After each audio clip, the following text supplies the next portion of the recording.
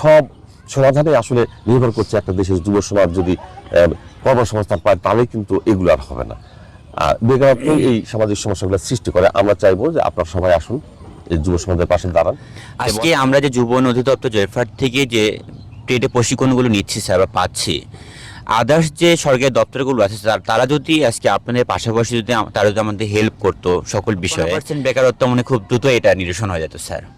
কিন্তু আপনি বলতে চাচ্ছেন যুব সমাজ ওই যে ভাসমান যুব সমাজের যে বর্তমান অবস্থা, সেটা ওই ভাসমান কচুরিপানার মতো হয়েছে। মানে সে কোথায় যাবে তার কোনো ঠিকানা নাই, তার কোনো মানে গন্তব্যস্থল নাই। মনে করি আপনাদের মতো যারা যুবক সচেতন মানুষ, এরা যদি সরকার যে সমস্ত ডিপার্টমেন্ট খুলে রেখে দিয়েছে সেবা দেওয়ার জন্য, আপনারা যাবেন সেখানে, কি কি সেবা দেয় আপনি নেবেন, সেই সেবা আপনারা যদি না নিতে পারেন এর দায়িত্ব তাদের উপর চাপাতে পারবেন না স্যার। যেটা আপনি আমাদেরকে শুরু থেকে বলে আসতেছেন, আজকে নতুন না, সেই 2 বছর 2.5 বছর থেকে বলে আমরা মোটামুটি আমরা এখানে জুনিয়ররা আছে, সিনিয়ররা মোটামুটি উদ্যোক্তা মোটামুটি এরিয়া এলাকায় হয়ে গেছে স্যার।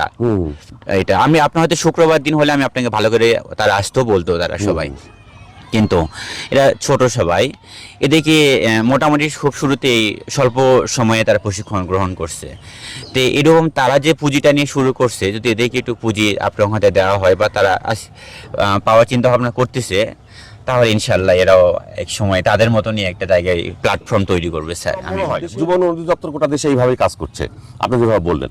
তারপরেও অনেক সময় অনেক প্রত্যাশার জায়গা থেকে হয়তো কাজ করতে পারে না, তাদেরও তো কিছু প্রতিবন্ধকতা থাকে, তাদের কিছু নীতিমালা অনুসরণ করে চলতে হয়।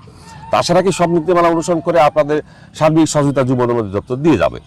আর আপনার এলাকায় 18 থেকে 35 বছরের কোনো যুব বা যুব নারী তারা যদি প্রশিক্ষণ দিতে চায়, তাহলে অবশ্যই আমাদের যুব অধিদপ্তরে পাঠিয়ে দিবেন। তারা প্রশিক্ষণ করবে, তারা চাকরি না পাইলে হতাশ হওয়ার কোনো দরকার নাই, আত্মকর্মী হবে, পরবর্তীতে উদ্যোক্তায় রূপান্তর হবে এবং সে দেশ আমাদের এগিয়ে যাবে।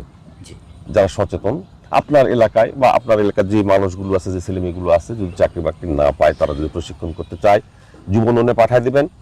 আর এছাড়াও আপনাদের যার যা ক্ষমতা আছে, যার যা সামর্থ্য আছে, সেই সামর্থ্য নিয়ে যদি আমরা এই যুব সমাজের পিছনে দাঁড়াতে পারি বা সহযোগিতা করতে পারি, সহযোগিতা হাত বাড়া দিতে পারি, সহযোগিতা বলতে অর্থ টাকা না, একটা ভালো পরামর্শও দিতে পারি, তাহলে আমার এই যুব সমাজকে আমরা রক্ষা করতে পারবো এবং দেশের উন্নয়নে কাজে লাগাতে পারবো। তারা যেন মাদকের দিকে না যায়, তারা যেন সন্ত্রাসের দিকে না যায়, তারা যেন অন্যান্য অসামাজিক যে কার্যকলাপ সেখানে যেন সম্পৃক্ত না হয়।